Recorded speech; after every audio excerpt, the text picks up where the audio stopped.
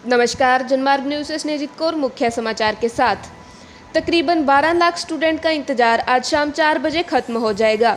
राजस्थान माध्यमिक शिक्षा बोर्ड 10वीं का रिजल्ट आ जाएगा। पिछले साल परिणाम 80.64% रहा था। इस बार बच्चों को प्रमोट किया जा रहा है, इसलिए पिछले साल के मुकाबले इस साल रिजल्ट बेहतर रहेगा। परिणाम बोर्ड अध्यक्ष डॉक्टर डीपी जारोली बोर्ड परिसर स्थित कॉन्फ्रेंस हॉल में घोषित करेंगे। इस साल 10वीं में 12,14,512 स्टूडेंट्स ने आवेदन किया था। 10वीं मूक बधिर परीक्षा के 1763, वोकेशनल परीक्षा के 48,846 परीक्षार्थियों ने आवेदन किए। प्रवेशिका परीक्षा के लिए 8,355 विद्यार्थियों ने आवेदन किया था। बोर्ड का यह परिणाम वेबसाइट पर उपलब्ध होगा, जिस पर अपना रोल नंबर डालकर परिणाम देखा जा सकेगा। राजस्थान बोर्ड की वर्ष 2021 की सीनियर सेकेंडरी परीक्षा का परिणाम 24 जुलाई को घोषित किया गया था। बोर्ड के 64 साल के इतिहास में यह पहला मौका था जब बोर्ड ने 12वीं आर्ट्स, साइंस व कॉमर्स का परिणाम एक साथ जारी किया। 12वीं की तर्ज पर ही सरकार ने 10वीं के लिए भी विशेष फॉर्मूला तैयार किया है। इस बार भी विद्यार्थियों को सत्रांक अंक सहित पूर्व कक्षाओं के औसत अंकों के आधार पर उत्तीर्ण घोषित किया जाएगा। स्कूल समिति विद्यार्थी के ओवरऑल परफॉर्मेंस के आधार पर सत्रांक भेजेगी। जानकारों की माने तो 10वीं कक्षा के परिणाम प्रतिशत में 12वीं के मुकाबले गिरावट आ सकती है। इसका कारण विद्यार्थियों का निचली कक्षाओं में औसत प्रदर्शन रहना हो सकता है। विधायकों से 2 दिन के मंथन के बाद कांग्रेस प्रदेश प्रभारी अजय माकन आज प्रदेश कांग्रेस के पदाधिकारियों से संवाद करेंगे। माकन उनसे संगठन को मजबूत बनाने, सरकार के कामकाज में तेजी लाने और राजनीतिक नियुक्तियों को लेकर बात कर सुझाव लेंगे। पीसीसी में सवेरे 10:30 बजे से बैठक शुरू होगी। इस बैठक में पीसीसी अध्यक्ष गोविंद सिंह डोटासरा, पार्टी पदाधिकारी, अग्रिम संगठनों के अध्यक्ष हिस्सा लेंगे। प्रदेश कांग्रेस के पदाधिकारियों के साथ बैठक में प्रभारी अजय माकन सरकार के साथ संगठन को लेकर राय लेंगे। माकन ने 2 दिन तक विधायकों से संवाद किया था। इसमें सरकार के कामकाज के साथ विकास की योजनाओं और संगठनात्मक मुद्दों पर राय ली गई। इस राय में सभी विधायकों ने अपनी अपनी बात कही है। सरकार बहुत अच्छा काम कर रही है, उन्हें पूरी उम्मीद है कि आगे भी ऐसे ही काम होगा और साल 2023 में कांग्रेस अपनी सरकार को रिपीट करेगी। प्रभारी मंत्रियों को भी उनके जिले में और तेजी से काम कराने के निर्देश दिए गए हैं। कई मंत्रियों की शिकायतें भी हुई है। माकन अब फीडबैक लेने के बाद अपनी रिपोर्ट कांग्रेस अध्यक्ष सोनिया गांधी को सौंपेंगे और उसके बाद राजस्थान को लेकर पार्टी में कुछ फैसले होने की उम्मीद है। माकन ने दोपहर में पदाधिकारियों के साथ सीएम अशोक गहलोत की ओर से दिए सामूहिक भोज में हिस्सा लेकर दिल्ली लौट जाएंगे। वहीं कल रात को सीएम निवास पर कांग्रेस विधायक दल की बैठक में विधायकों को खुशखबरी दी गई। सीएम गहलोत ने कोरोना काल में वैक्सीनेशन के लिए एमएलए फंड के 3 करोड़ रुपए काटने के प्रावधान को वापस लेने की घोषणा की। अब विधायक फंड का पूरा 5 करोड़ विधायकों की सिफारिश पर ही खर्च होगा। गहलोत ने कहा कि सब विधायक पुरानी बातों को भूलकर मिलजुल कर एकजुटता से आगे बढ़े। विकास के कामों में कोई कमी नहीं आने दी जाएगी। गहलोत ने कहा कि आप मांगते मांगते थक जाओगे, मैं देते देते नहीं थकूंगा।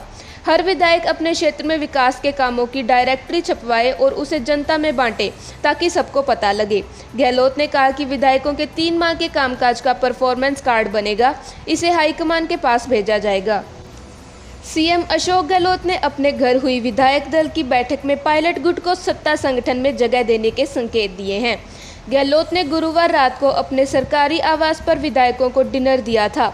इस दौरान गहलोत ने कहा कि पुरानी बातों को भूलकर मिलकर आगे बढ़ो। बैठक में मौजूद पार्टी के प्रदेश प्रभारी अजय माकन ने भी अशोक गहलोत को क्लीन चिट देते हुए कहा कि मैं सीएम से कहना चाहता हूं कि आप इसी तरह राजस्थान में विकास कार्य करवाते रहें।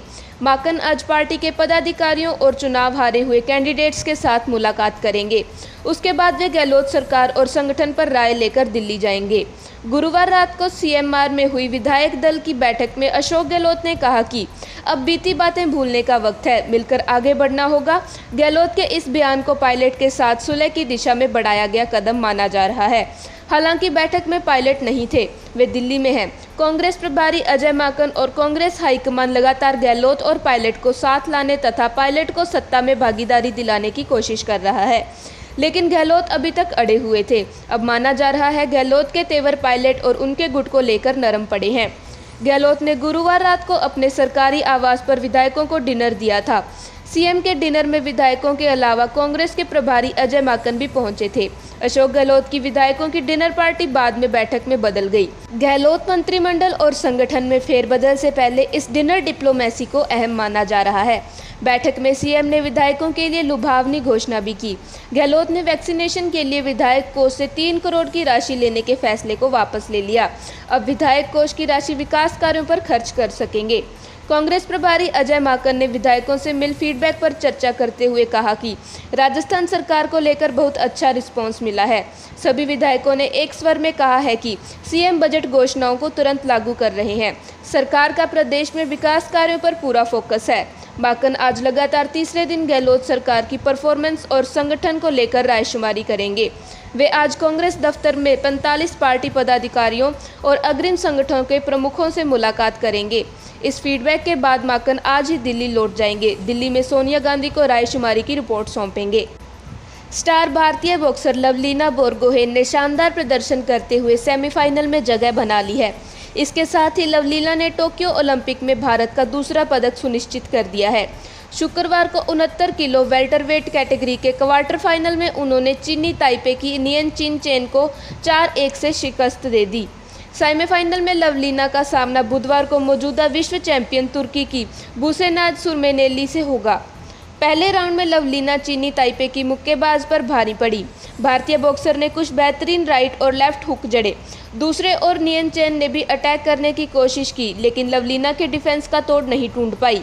पहले राउंड में 3 जजों ने लवलीना और 2 जजों ने विपक्षी मुक्केबाज को बेहतर माना। दूसरे राउंड में भारतीय बॉक्सर पूरी तरह अपने विपक्षी खिलाड़ी पर हावी रही। 5 जजों ने लवलीना के प्रदर्शन को बेहतर माना। 2 राउंड में बढ़त हासिल करने के बाद लवलीना ने डिफेंसिव होकर खेलना उचित समझा। नियन चैन ने कुछ पंच जड़ने की कोशिश की, लेकिन लवलीना ने इन प्रयासों का खूबसूरती से बचाव किया। तीसरे राउंड में 4 जजों ने लवलीना के पक्ष में फैसला दिया। असम की 23 साल की मुक्केबाज लवलीना बोरगोहेन की नियन चिन चैन के खिलाफ यह पहली जीत है।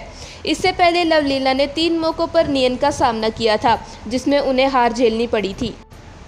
भारत के फोटो जर्नलिस्ट दानिश सिद्दीकी की अफगानिस्तान में मौत के मामले में एक अमेरिका मैगजीन ने नया दावा किया है। वॉशिंगटन एग्जामिनर नाम की मैगजीन में पब्लिश एक रिपोर्ट के मुताबिक दानिश की मौत क्रॉस फायरिंग में नहीं हुई, बल्कि तालिबान के आतंकियों ने उनकी हत्या की थी। इससे पहले यह जानकारी सामने आई थी कि पुलित्जर अवार्ड विजेता दानिश की 16 जुलाई को तालिबान और अफगान सेना की क्रॉस फायरिंग में मौत हो गई थी। वे रॉयटर्स की ओर से इस संघर्ष को कवर कर रहे थे। मीडिया रिपोर्ट्स में कहा गया था कि दानिश पाकिस्तान से सटे इलाके में अफगान बलों के साथ थे, तभी उन पर तालिबान के आतंकवादियों ने घात लगाकर हमला कर दिया। मैगजीन के मुताबिक सिद्दीकी की मौत के हालात अब साफ हैं। वह सिर्फ फायरिंग में नहीं मारे गए थे, तालिबान ने उनकी बेरहमी से हत्या की थी। रिपोर्ट के मुताबिक अफगान अधिकारियों ने बताया था कि दानिश अफगान नेशनल आर्मी के एक टीम के साथ स्पिन बोल्डक एरिया में गए थे। यहाँ तालिबान के साथ अफगान सेना का जोरदार संघर्ष चल रहा था। इसी दौरान तालिबान आतंकियों ने हमला कर टीम को 2 हिस्सों में बांट दिया। दानिश अफगान कमांडर और 3 अफगान सैनिक बाकी यूनिट से अलग हो गए। इस हमले के दौरान दानिश को छर्रे लगे थे, इसलिए वह और उनकी टीम एक स्थानीय मस्जिद में चले गए। वहां उनका इलाज किया गया। हालांकि जैसे ही यह खबर फैली कि एक पत्रकार मस्जिद में है, तालिबानी आतंकी वहां पहुंच गए। जांच से पता चला है कि तालिबान ने दानिश की मौजूदगी के कारण ही मस्जिद पर हमला किया था। मैगजीन में दावा किया गया है कि दानिश को तालिबान ने जिंदा पकड़ा था। आतंकियों ने दानिश की पहचान की पुष्टि की और फिर उन्हें व उनके साथ के लोगों को मार डाला। रिपोर्ट लिखने वाले माइकल रूबिन के मुताबिक दानिश की सर्कुलेट की गई फोटो में उनका चेहरा पहचाना जा सकता है। माइकल अमेरिकन एंटरप्राइज इंस्टीट्यूट में सीनियर फेलो भी हैं। उन्होंने भारत सरकार के एक सूत्र से मिली दूसरी फोटो और एक वीडियो को देखा। उसमें पता चलता है कि तालिबानी आतंकियों ने दानिश के सिर पर कई वार किए और फिर उन्हें गोलियों से छलनी कर दिया। रिपोर्ट में कहा गया कि दानिश बहुत जोखिम भरा काम कर रहे थे। अफगान सेना ने उनको स्पिन बोल्डक के पास लड़ाई को कवर करने की इजाज़त दी, क्योंकि उनका मानना था कि वे जीतेंगे। तालिबान ने दानिश की हत्या कर उनके शव की बुरी हालत की। यह दिखाता है कि वे युद्ध के नियमों या ग्लोबल कम्युनिटी के बर्ताव को नियंत्रित करने वाले सम्मेलनों का सम्मान नहीं करते। उन्होंने कहा कि तालिबान हमेशा क्रूर होते हैं, लेकिन हो सकता है कि दानिश के भारतीय होने के कारण उन्होंने ज़्यादा क्रूरता दिखाई हो। वे यह भी संकेत देना चाहते हैं कि पश्चिमी पत्रकारों का उनके कब्जे वाले इलाके में आना ठीक नहीं है। वे उम्मीद करते हैं कि तालिबान की कही बात को ही सच के रूप में स्वीकार किया जाए। तालिबान के प्रवक्ता जबीउल्लाह मुजाहिद ने दैनिक भास्कर से बातचीत में कहा था कि दानिश की मौत का हमें दुख है। हम इस बात से दुखी हैं कि पत्रकार हमें बिना बताए युद्धग्रस्त इलाके में आ रहे हैं। उन्होंने कहा था कि हमें नहीं पता कि किसकी गोलीबारी में पत्रकार मारा गया। युद्धग्रस्त इलाके में आने वाले किसी भी पत्रकार को हमें इसकी जानकारी देनी चाहिए। हम उसकी पूरी देखभाल करेंगे। धन्यवाद।